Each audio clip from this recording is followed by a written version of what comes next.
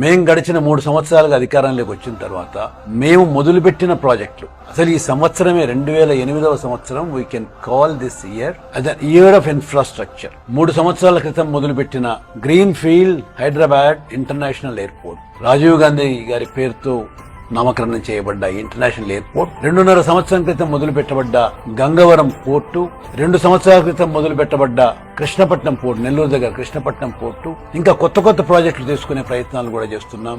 ఉదాహరణకు హైదరాబాద్ నుంచి విజయవాడకి వెళ్లే రహదారి చాలా ఇబ్బందికరమైన రహదారిగా తయారైపోయింది. ఇప్పుడు కేంద్ర ప్రభుత్వం నేషనల్ రోడ్డు కాబట్టి, నేషనల్ హైవే కాబట్టి 4 లేన్ రోడ్డుగా హైదరాబాద్ నుంచి విజయవాడకు, విజయవాడ నుంచి అట్లాగే బందర్ పోర్టు కూడా కనెక్ట్ చేసే ప్రయత్నం చేస్తున్నాం. Express highway, not ordinary highway, ఒక 8 లేనో 12 లేనో ఒక ఎక్స్ప్రెస్ హైవే ఒకటి కనెక్ట్ చేయాలి. దాంతోపాటు ఒక ఫ్రైట్ కారిడార్ ఒకటి కనెక్ట్ చేయాలి.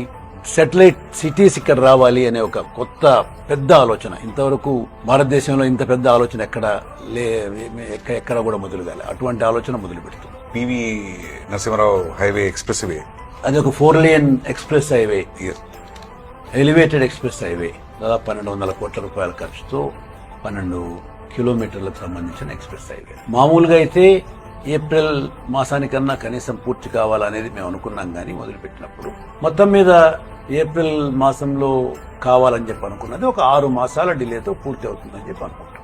సపోజ్ మీరన్నట్టు ఎలివేటెడ్ ఎక్స్ప్రెస్ హైవే పూర్తి కాకపోయినా కూడా దాని కింద ఉన్నది అటు 3 లేన్ ఇటు 3 లేన్ చేసినాం. అంటే మెహదీపట్నం నుంచి ఎయిర్పోర్ట్ దాకా, ఆరాంఘర్ జంక్షన్ దాకా 6 లేన్ రోడ్ అయితే కనెక్టివిటీ వచ్చింది. The way the economy is growing, the way the cars are coming on to the roads, it's a very very difficult situation to cope up. We have got to be planning well in advance. 20 years. దాన్ని దృష్టిలో పెట్టుకునే హైదరాబాద్ చుట్టూ ఉన్న ఈ 160 కిలోమీటర్ల outer ring road